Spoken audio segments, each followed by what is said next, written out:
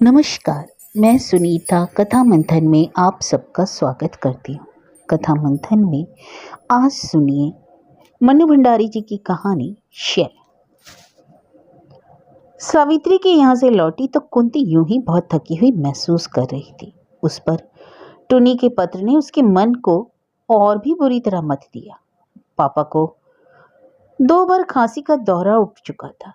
वह जानती थी कि वे बोलेंगे कुछ नहीं, पर उनका मन कर रहा होगा कि टुनी को वापस बुला ले। रात में लेटी तो फिर उसी पत्र को खोलकर पढ़ने लगी। दीदी, मेरा मन यहाँ जरा भी नहीं लगता। सारे समय पापा की और तुम्हारी याद आती रहती है। स्कूल वालों ने भी मुझे 8वीं में ही भर्ती किया। उस दिन तुम मेरे हेडमास्टर साहब के पास चली जाती तो कितना अच्छा होता। पूरा 1 साल तो बच जाता। तुमने मेरा इतना सा काम भी नहीं किया दीदी, पूरा 1 साल बिगड़वा दिया। क्या सचमुच ही उसने टुनी का साल बिगड़वा दिया? नहीं नहीं, जो कुछ उसने किया ठीक ही किया। कोई उसके पास इस तरह की सिफारिश लेकर आए तो उसका बस चले तो वह उसे स्कूल के फाटक से ही निकाल बाहर करे। वह शुरू से ही इतना कहती थी कि टुनी पढ़, मेहनत कर, पर उस समय पापा को टुनी बच्चा लगता था। अब फेल हो गया तो जान पहचान का फायदा उठाओ, सिफारिश करो। अरे उसने जो कुछ किया ठीक ही किया। स्कूलों में यह सब देखकर उसका मन आक्रोश, दुख और ग्लानि से भर जाता है, पर होता है और वे देखती भी है। लेकिन उससे क्या हुआ? वह स्वयं ऐसा कभी नहीं करेगी। जिस दिन पापा ने उससे यह बात कही थी, वह अवाक सी उनका मुंह देखती रह गई थी, जैसे विश्वास ना हो रहा हो कि पापा भी कभी ऐसी बात कह सकते हैं। और वह कुंती आज जो कुछ भी है, विचारों से, विश्वासों से पापा की ही तो बनाई हुई है। लेकिन पापा बदल गए हैं, बहुत बदल गए हैं। शायद यह बीमारी ही ऐसी होती है कि आदमी को बदलना पड़ता है। कुंती स्वयं महसूस करती है कि उसके जिस आदर्शवाद और दृढ़ आत्मविश्वास पर पापा कभी गर्व किया करते थे, उसी पर आज वे शायद दुख करते हैं। उन्हें लगता है जैसे कुंती को बनाने में वे कहीं भूल कर बैठे हैं। वह अपना मन टटोलने लगी। क्या सचमुच ही कुछ गलत विश्वास और गलत सिद्धांत वह पाल बैठी है? सामने वायलिन पड़ा था। वह उठी और वायलिन लेकर छत पर चली गई। जब उसका मन बहुत खिन्न होता है तो उसे वायलिन बजाना बहुत अच्छा लगता है। रात के सन्नाटे में मन का अवसाद जैसे संगीत की स्वर लहरियों पर उतर उतर कर चारों ओर बिखरने लगता है। वह आंखें मूंद कर बेसुध सी वायलिन बजाने लगी और उसकी त्रस्त आत्मा, खिन्न मन और शिथिल शरीर धीरे धीरे थिरकने लगे। वह किसी और ही लोक में पहुंच गई। पापा की लगातार खांसी से उसकी तन्मयता टूटी। एकाएक ही उंगलियां शिथिल हो गईं और वायलिन ठोड़ी के नीचे सरक कर छाती पर आ टिका। वह नीचे आई। पापा को आज तीसरी बार दौरा उठा था। उन्हें दवाई दी और पास बैठकर तब तक पीठ सहलाती रही जब तक वे शांत होकर लेट नहीं गए। जब वह अपने कमरे में आकर लेटी तो रात करीब आधी बीत चुकी थी। आज सावित्री के यहाँ उसका पहला दिन था। उसे ख्याल आया कल जब वह सुबह स्कूल जाएगी तो मिसेस नाथ उसे देखकर वैसे ही व्यंग्यात्मक ढंग से मुस्कुराएंगी। उनकी इस मुस्कुराहट ने हमेशा ही उसके मन में घृणा पैदा की है, पर उसे लगा जैसे कल वह इस मुस्कुराहट का सामना नहीं कर सकेगी। उसका उपहास करती, उस पर आरोप लगाती सी मिसेस नाथ की मुस्कुराहट अंधेरे में एक बार उसके सामने कौंध गई। कुंती ने करवट बदली तो मकान मालिक के बच्चों के मास्टर का दयनीय सूखा सा चेहरा उसके सामने उभर आया। एक यह व्यक्ति है जिसने उसके मन में हमेशा अपने काम के प्रति अरुचि उत्पन्न की। ओह, क्या क्या कल्पनाएं थी उसके मन में अध्यापन को लेकर। लेकिन मिसेस नाथ, वह मास्टर। कुंती ने फिर करवट बदल ली। 1 महीने में ही घर का जैसे सब कुछ बदल गया। उसे वह दिन याद आया जब वह डॉक्टर के यहाँ से पापा की एक्सरे प्लेट के साथ रिपोर्ट लेकर आई थी। उन्हें शय है। रास्ते भर यही सोचती आई थी कि पापा को रिपोर्ट कैसे देगी, उस पर उनकी क्या प्रतिक्रिया होगी। दवाइयों का लंबा नुस्खा, हिदायतों की लंबी सूची समस्या के दूसरे पहलू को भी उभार उभार कर रख रही थी। कैसे वह सब करेगी? करना तो सब उसी को ही है। पिछले 4 सालों में इस घर के लिए वही तो सब कुछ करती आई है। वही तो पापा की पहली संतान है। और पापा हमेशा ही कहते थे कि वह उनकी लड़की नहीं, लड़का है। शुरू से उसे लड़के की तरह ही पाला। बचपन में वह लड़कों के साथ खेली, लड़कों के साथ पढ़ी और जब लड़कों की तरह ही इस घर को संभाल रही है। पर अब घर पहुंची तो पापा पलंग पर लेटे हुए थे। उसने चुपचाप वह लिफाफा उनके हाथ में थमा दिया और नौकर को चाय लाने का आदेश देकर अंदर चली गई। वह प्रतीक्षा कर रही थी कि पापा उसे बुलाएंगे, कुछ कहेंगे, पर उन्होंने नहीं बुलाया। क्या पापा को रिपोर्ट देखकर सदमा लगा? क्या वे पहले नहीं जानते थे कि उन्हें शय है? फिर चाय पीने वे बाहर जाकर बैठी। शायद अब कोई बात चले, पर फिर मौन। पापा पैर फैलाकर तकिए के सहारे बैठे शून्य नजरों से आसमान निहार रहे थे। कुंती ने प्याला पकड़ाया तो चाय पीने लगे। खामोशी के ये क्षण कुंती को बहुत बोझिल लगे थे। सामने इतनी बड़ी समस्या है और दोनों यूं मौन बैठे हैं। स्थिति की गंभीरता को दोनों ही महसूस कर रहे थे, पर लग रहा था जैसे उसका नाम लेने भर से वह और विकट हो जाएगी। पापा शायद सोच रहे थे कि दोनों बच्चे कितने असहाय महसूस करने लगेंगे और कुंती सोच रही थी कि बात करने से ही पापा के मन में जीवन के प्रति कैसी घातक निराशा छा जाएगी। दोनों बच्चों के अनिश्चित भविष्य की चिंता उन्हें कितना व्यथित बना देगी, पर मौन रहने से ही तो यह सब नहीं सुलझ जाएगा। तब केवल बात करने भर के लिए ही कुंती ने टुनी को इलाहाबाद भेजने की बात कह दी। वह जानती थी कि पापा इसका विरोध करेंगे। अपने बच्चों को वह एक दिन के लिए भी अपनी आंखों से दूर नहीं कर सकती। फिर टुनी छोटा था, अधिक लाडला, पर वे कुछ नहीं बोले। धीरे से बस इतना ही कहा था, भेज देना। कुंती को लगा जैसे पापा विवश होकर कह रहे हैं, मैं कौन हूँ कुछ कहने वाला, अब तो तुम ही हो, सब कुछ हो, जो चाहो करो, मैं ठहरा शायर होगी। कुंती की आंखें छलछला आईं। थोड़ी देर बाद पापा ने रुकते रुकते कहा था, एक बार कोशिश करके इसे चढ़वा दो। तेरी तो हेडमास्टर से अच्छी जान पहचान है, वहां भी जाए तो 1 साल कम से कम बच जाए। जहर की तरह कुंती ने चाय का घूंट निकला था और अपने को भरसक सैयद करके बोली थी, पापा कम से कम स्कूलों को तो इन सारी बातों से भ्रष्ट ना करवाओ। टुनी मेरा अपना विद्यार्थी होता तब भी मैं उसे कभी ना चढ़ाती। उसके स्वर में आदेश नहीं था, पर दृढ़ता थी, और पापा चुप हो गए थे। पर आज टुनी का पत्र जाने क्यों रह रहकर उसके मन में टीस उठा रहा है। कुंती को लगा जैसे प्यास से उसका गला सूख रहा है। उसने उठकर पानी पिया। आकर लेटी तो नजर फिर वायलिन पर पहुंच गई। एक बार फिर इच्छा हुई कि वायलिन लेकर छत पर चली जाए, पर उसने अपनी आंखें बंद कर ली। सावित्री की ट्यूशन वह निभा सकेगी? अब तो जैसे भी हो निभाना ही होगा। वह स्कूल में 6-6 घंटे काम करती है, तब जाकर उसे 200 रुपये मिलते हैं, और कहाँ 1.5 घंटे के ही 200। फिर 1 महीने खुशामद की उसकी माँ ने। 4 चक्कर तो घर के ही लगाए, पर फिर भी, और उसकी आंखों के सामने मकान मालिक के मास्टर जी फिर घूम गए। वे मास्टर जी हैं, पर कभी रिक्शा से सामान लदवा कर लाते हैं तो कभी सेठानी का हिसाब लिखते रहते हैं। वह तो जिस दिन भी देखेगी कि उसके सारे परिश्रम के बावजूद सावित्री नहीं सुधर रही है, कुछ भी नहीं सीख रही है, उसी दिन छोड़ देगी, चाहे कितनी ही मुसीबत क्यों न सहनी पड़े। सावित्री को पढ़ाना कोई सरल काम नहीं। जो 8वीं के लायक भी नहीं है, उसे 9वीं में पास कराना। 1 महीने में ही बैंक से पापा के 1000 से अधिक रुपए निकल चुके। वह नहीं चाहती थी कि अब और निकले। पूंजी के नाम पर उनके पास कुल 15,000 ही तो बचे हैं, जिनके प्रति उनका मोह उम्र के साथ ही साथ बढ़ता जा रहा है। लगता था जैसे यह रुपया ही उनका एकमात्र सहारा है। उसे वह कभी कुंती के ब्याह के लिए बताकर एक उत्तरदायी बाप होने का संतोष प्राप्त करते, तो कभी टुनी की पढ़ाई के लिए बताकर उसके उज्जवल भविष्य की कल्पना का सुख लेते। उसमें से भी अब खर्च होने लगा। कुंती भी क्या करती, यूं तो पापा की पेंशन, अपनी तनख्वाह और गांव के मकान के किराए की से वह अच्छी तरह काम चलाती आ रही थी, पर बीमारी क्या, यह अतिरिक्त खर्च, और बीमारी भी अनिश्चित अवधि तक की। दूर कहीं मुर्गा बोला, यह क्या सवेरा होने को आया? तो वह आज बिल्कुल नहीं सो पाई। कल सवेरे से फिर जुट जाना है, बाजार, स्कूल, सावित्री, पापा की परिचारियां। उसका सिर भारी होने लगा।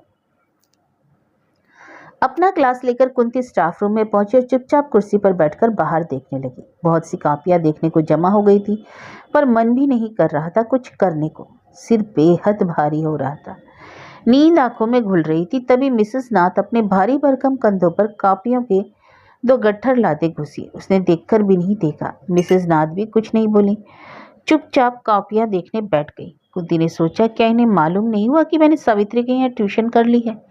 हो सकता है आज ना हुआ हो तो कल होगा। तब फड़फड़ाती हुई एक कॉपी फर्श पर गिरी तो कुंती ने चौंक कर पीछे देखा। मिसेस नाथ ने गुस्से में आकर किसी लड़की को की कॉपी उछाल दी और बड़बड़ा रही थी। दिमाग में गोबर गोबर भरा हुआ है, पढ़ने का शौक चल रहा है। अपने घर में बैठो, खाओ पियो और मौज करो, ना जाने कहाँ कहाँ से दिमाग चाटने आ जाती हैं।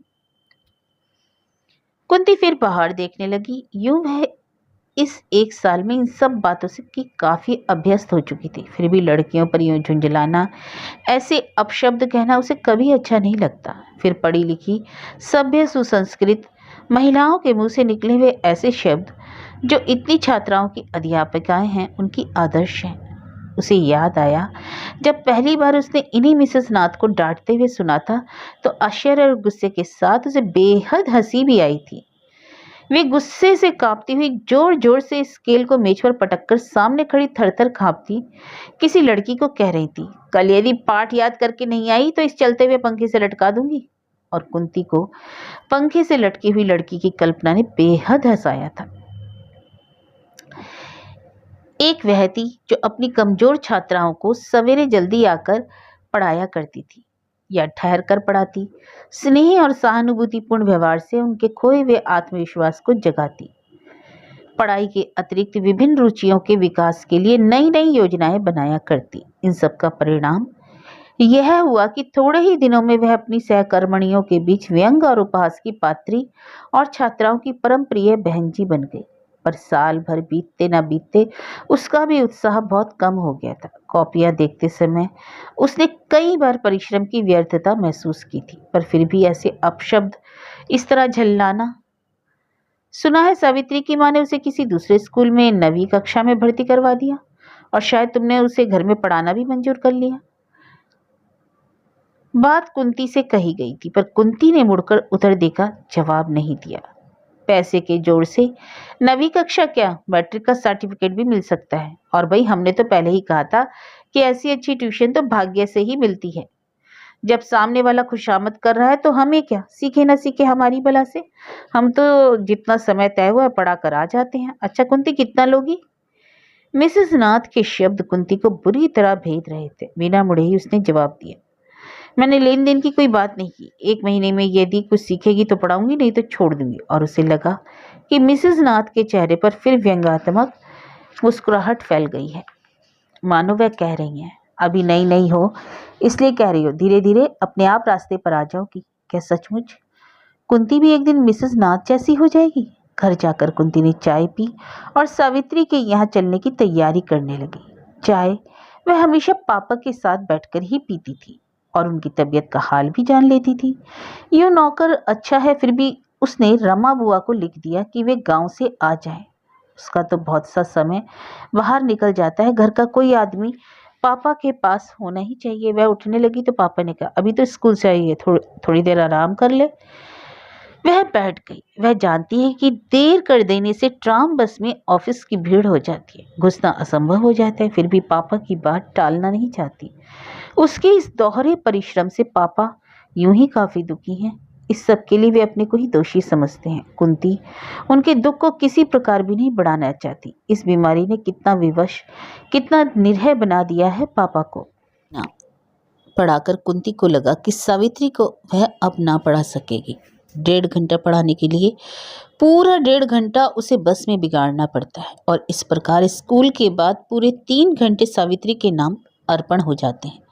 उसके बाद वह इतना थक जाती है कि किसी पत्रिका की 2 पंक्तियां भी उससे नहीं पढ़ी जाती। कल जब वह लेटी थी तो उसने देखा कि वायलिन पर धूल की हल्की सी परत जम गई है। उसका मन टीस उठा। उसने धूल पहुंची, पर चाह कर भी बजाने के लिए वह ऊपर न जा सकी। बस एक टक उसे देखती रह गई और उसे लग रहा था कि यदि जिंदगी का यही रवैया रहा तो वह शायद फिर कभी वायलिन न बजा सकेगी। इस कल्पना से उसकी आंखें छलछला आई थी।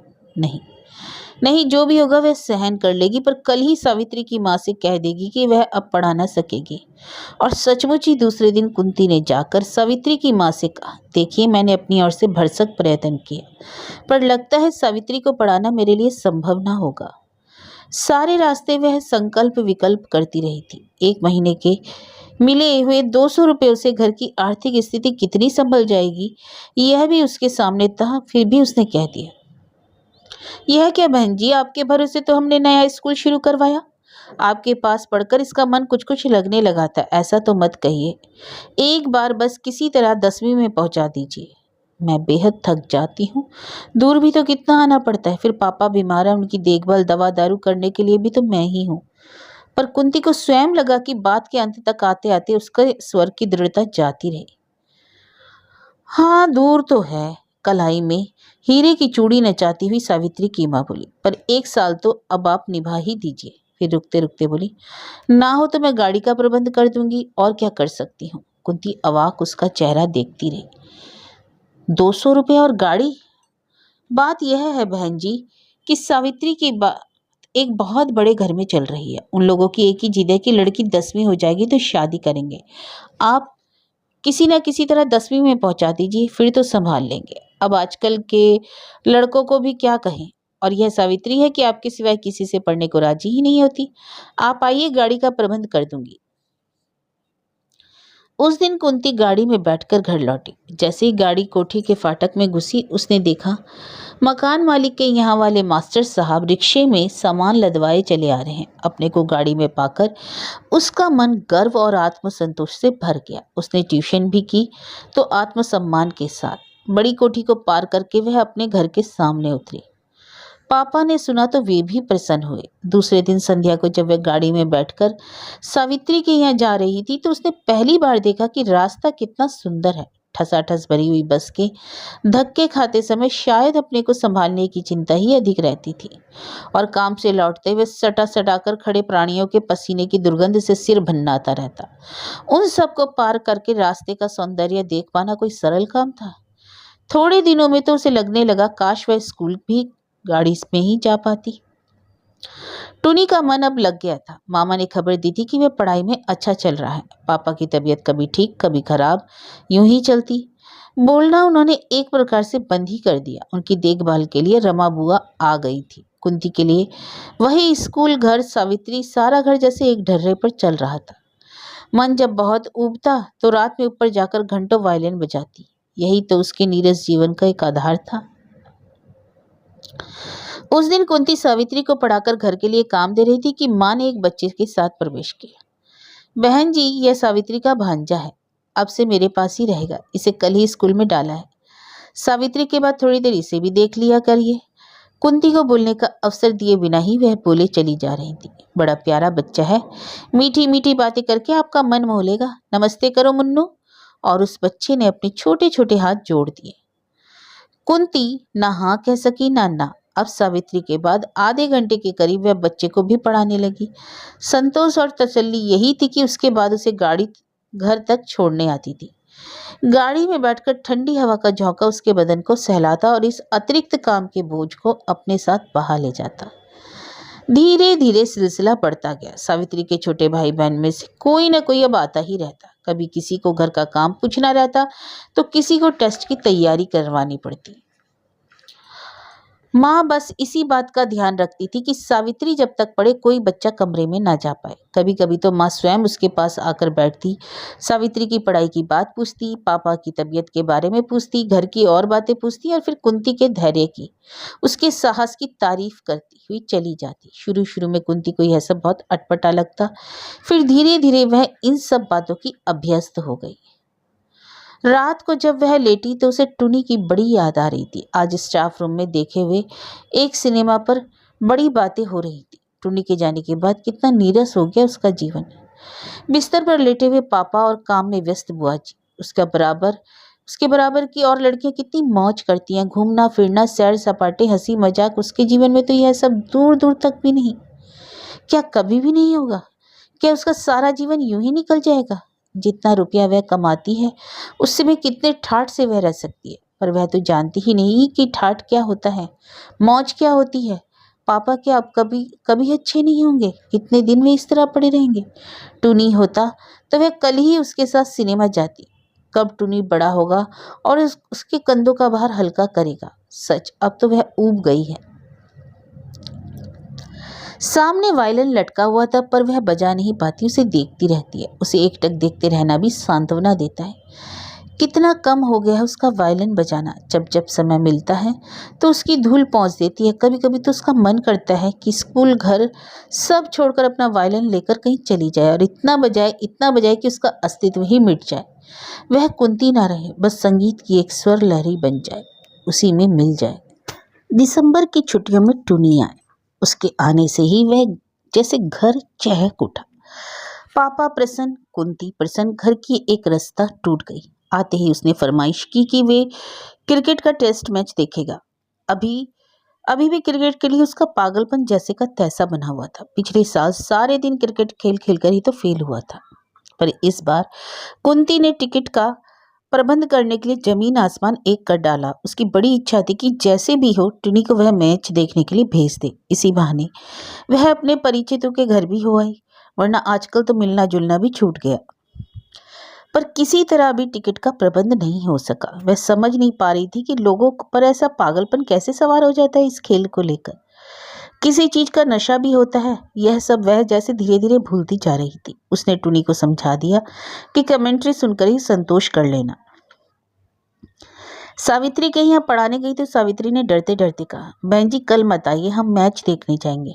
अच्छा, तुम लोगों को टिकट मिल गए? मेरा छोटा भाई भी आया हुआ है इलाहाबाद से, पागल हो रहा है, पर किसी तरह टिकट का इंतजाम नहीं हो सका। माँ से पूछो, शायद एक आध ज्यादा हो।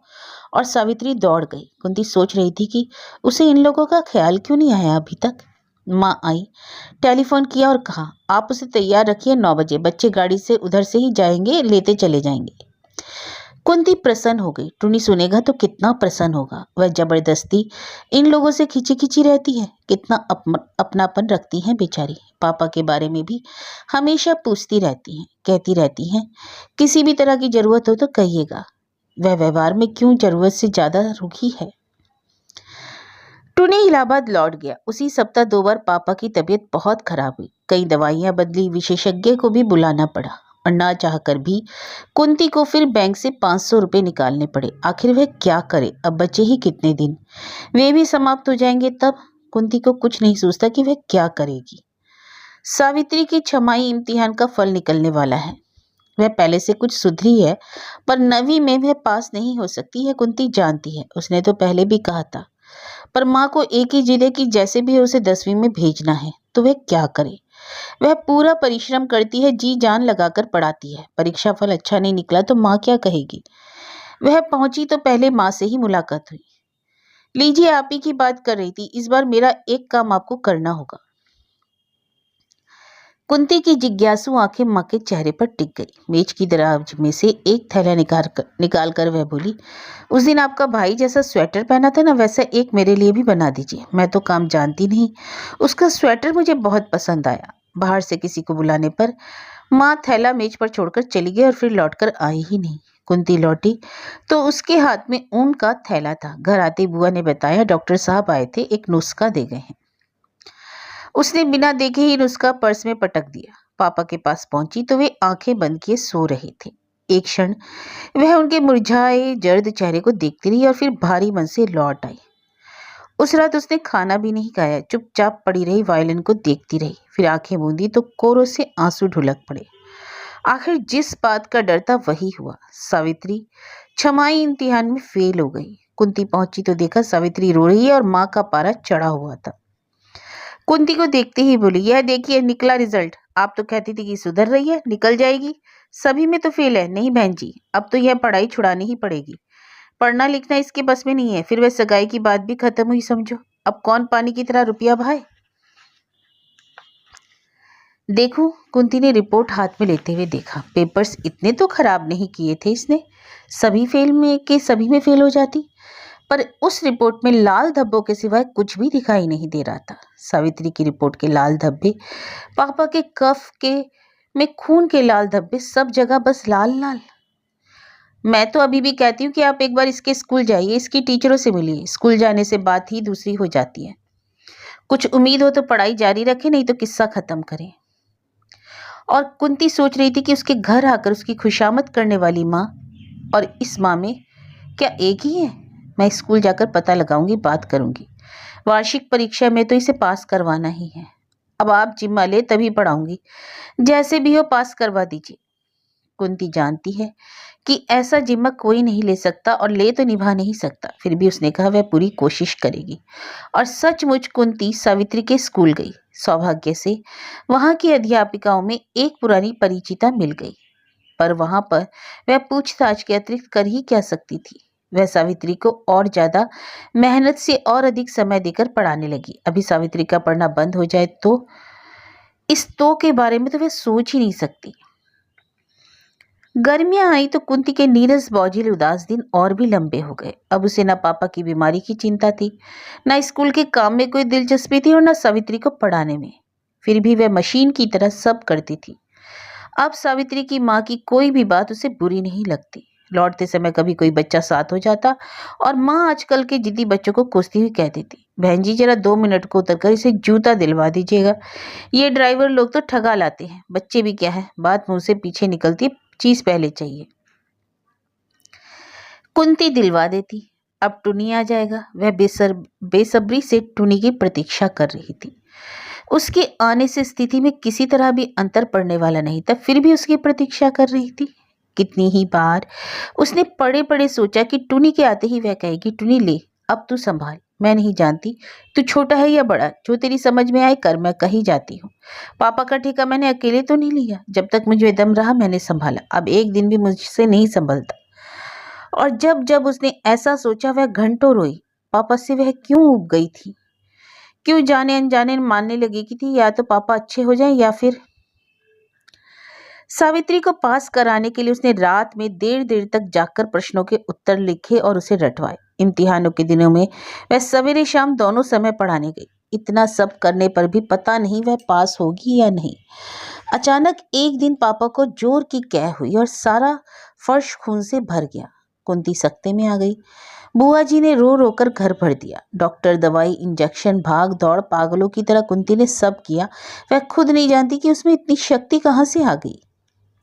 विशेषज्ञ के कहने पर पापा अस्पताल में भर्ती करवा दिए गए। कुंती अस्पताल से लौटी तो बुआ ने सारा घर धो रखा था। घर में पैर रखते ही उसे एक विचित्र सी अनुभूति हुई। लगा जैसे वह उन्हें कुछ दिनों के लिए अस्पताल में नहीं छोड़कर आई है, वरन हमेशा हमेशा के लिए कहीं छोड़ आई है।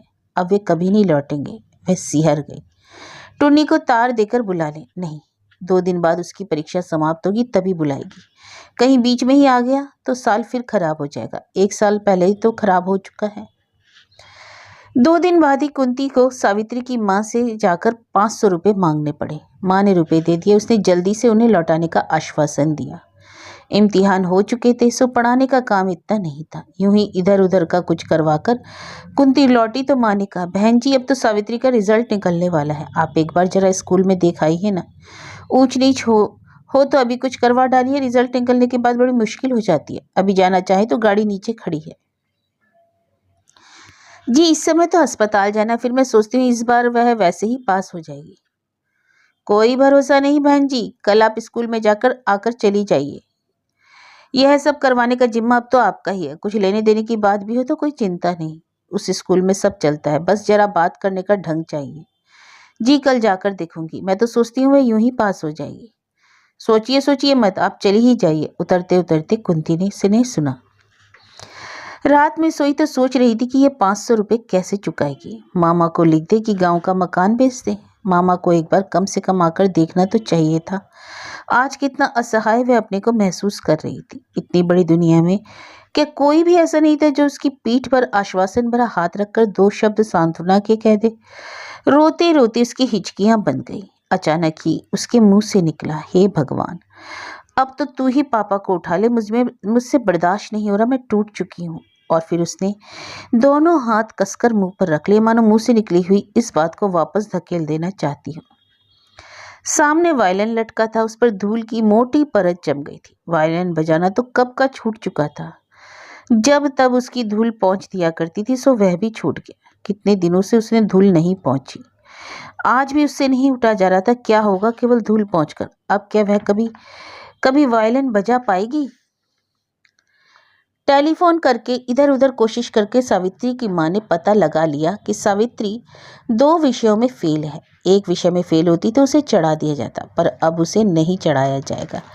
एक विषय में जैसे भी हो पास कराना ही है। कुंती जब पहुंची तो माँ ने उसे बैठने नहीं दिया। बहन जी, मैंने पता लगा लिया कि वरना सावित्री तो फेल हो ही जाती। आपने तो कह दिया पास हो जाएगी। अब आप तुरंत ही गाड़ी लेकर जाइए, अपनी पहचान वाली बहन जी से, बड़ी बहन जी से बात करिए, इधर उधर कोशिश करके पास करवाइए, नहीं तो हमारे इतने रुपए पर पानी फिर जाएगा। साल खराब हुआ सो अलग। किन 2 विषयों में फेल हो गई? वहां जाकर पता लगाइए। फेल हुई है यह तय बात है। आपने जिम्मा लिया था, अब तो आपको पूरा करना ही पड़ेगा। आखिर कुंती से कोशिश करके भी कुछ बोला नहीं गया। गाड़ी नीचे ही खड़ी है, देर करने से अब नहीं चलेगा। 2 दिन बाद तो रिजल्ट निकल जाएगा, फिर कितनी मुश्किल होगी कुछ करवाने में। हाँ, ना हो तो कुछ रुपए लेकर जाइए। ढंग से बात करने से सब कुछ हो जाता है इस स्कूल में। हमने 9वीं में भर्ती करवा ही दिया था, अब आप चढ़वा दीजिए। कुंती बिना बोले चुपचाप नीचे उतर गई। सबसे पहले वह अपनी परिचिता के पास गई, पर वह समझ नहीं पा रही थी कि वह क्या कहे, कैसे कहे। उसकी मित्र काम करते हुए भी इधर उधर की बातें कर रही थी। अरे तुम बहुत दुबली दिखाई दे रही हो, पापा कैसे हैं, आदि आदि।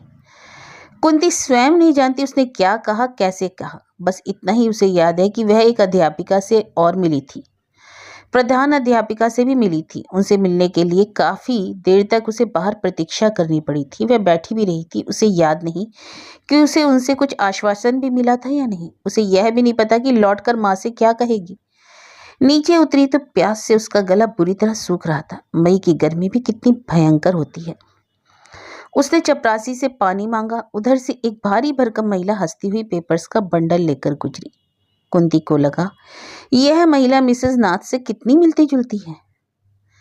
चपरासी ने पानी लाकर दिया तो वह एक सांस में ही सारा गिलास खाली कर गई। पता नहीं जल्दी पीने के कारण या क्यों उसे जोर की खांसी आई और वह खांसती ही चली गई, खांसती ही चली गई, यहाँ तक कि खांसते खांसते उसका मुंह लाल हो गया और आंखों से पानी निकलने लगा। एक हाथ से छाती दबाए और दूसरे से रुमाल मुंह पर रखे हुए गाड़ी की ओर बढ़ी। खांसी बंद हुई, पर फिर भी उसके कानों में जैसे वही आवाज गूंजती रही, खांसी की।